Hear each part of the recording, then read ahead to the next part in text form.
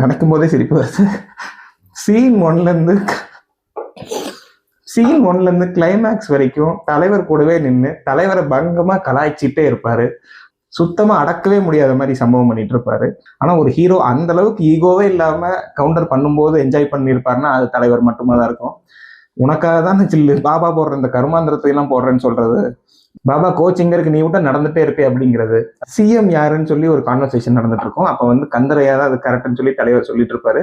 யாரு கந்தனா, தயிர் சட்டிக்குள்ள தலையை விட்ட மாதிரி இருப்பானே அவனான்னு சொல்லி ஒரு டயலாக் சொல்லுவாரு.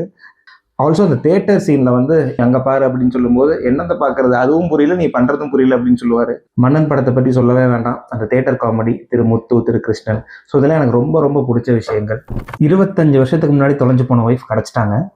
அடுத்த நாள் காலையில அந்த ஒய்ஃபை மீட் பண்ண போறோம் அப்படிங்கிற ஒரு ஆங்ஸைட்டியை வேற லெவல் எக்ஸ்பிரஸ் பண்ணியிருப்பாரு.